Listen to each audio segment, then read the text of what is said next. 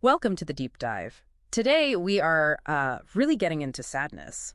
Yeah, we've looked through a good amount of psychological literature research. Right, trying to distill it down. We want to give you a clear, kind of concise understanding of this, well, really core human emotion. Exactly. And how to navigate it effectively. Think of it as the essential guide, maybe. Yeah, something like that. The goal is really just a focused overview, what sadness is, its different shades, you could say, and some practical ways to cope. Without making it too overwhelming. Okay, so basics first. What is sadness, fundamentally? Well, simply put, it's a fundamental human emotion. Is that, emotional pain we feel when something negative happens, loss, disappointment, stuff like that. It's one of the core ones. Definitely one of the basics we all experience. And it's not just one flat feeling, is it? There's a range. Oh, absolutely. It's really a spectrum. It can be like mild disappointment, or it can go all the way to intense despair. But the key thing for normal sadness is that it's temporary. That's crucial, yeah. Normal softness comes and goes. Mm-hmm. That's a huge difference from, say, clinical depression, which is persistent. And the intensity usually matches the cause. Makes sense. So how does it actually show up? Like, what does sadness look and feel like for people? Well, psychologically, it's that obvious feeling of unhappiness, right? A low mood, behaviorally. You might notice some gets quieter, maybe pulls back socially, less energy. Lethargic, maybe. Yeah, lethargy is common. And physically, well, crying is the classic sign, but also changes in your voice pitch, volume, and those internal feelings like a tightness in your chest, heavy limbs. Oh, yeah, that heavy feeling. Throat closing up, watery eyes, even without full crying. Exactly. Even posture can change. Cognitively, our focus tends to narrow right onto whatever triggered it. Feelings of loss, disappointment, maybe disinterest, helplessness, even hopelessness sometimes. Wow, okay.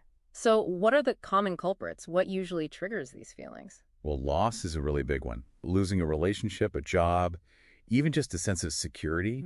Also, distressing events, like getting sick or even just everyday letdowns, breakups, conflicts, feeling rejected. Endings of things in general. Yeah, endings are tough.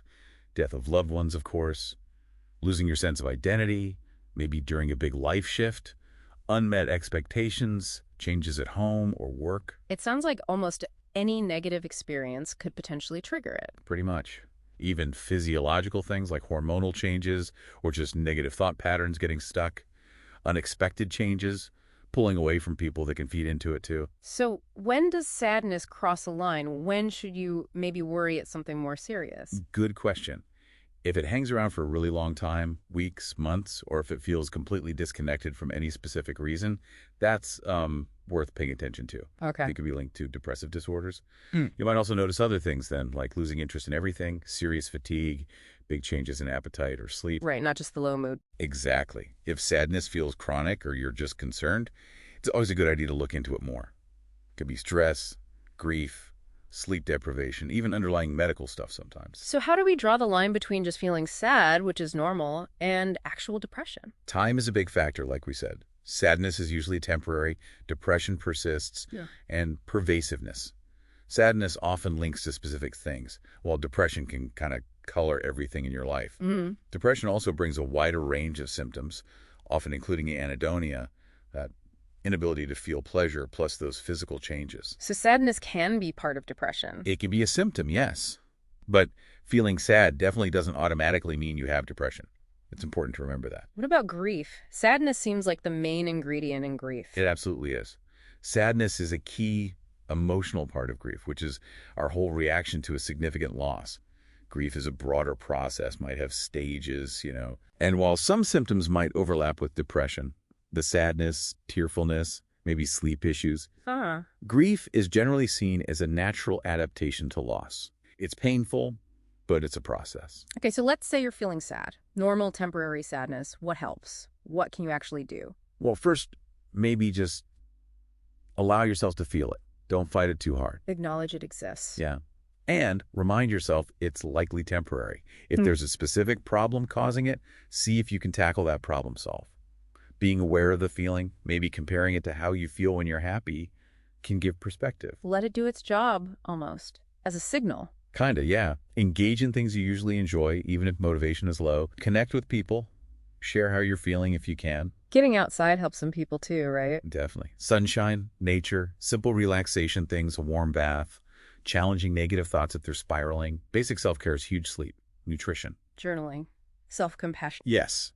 Journaling is great. Being kind to yourself, not beating yourself up for feeling sad, cultivating hope, trying to be honest about your feelings, tackling problems bit by bit, acts of kindness towards others.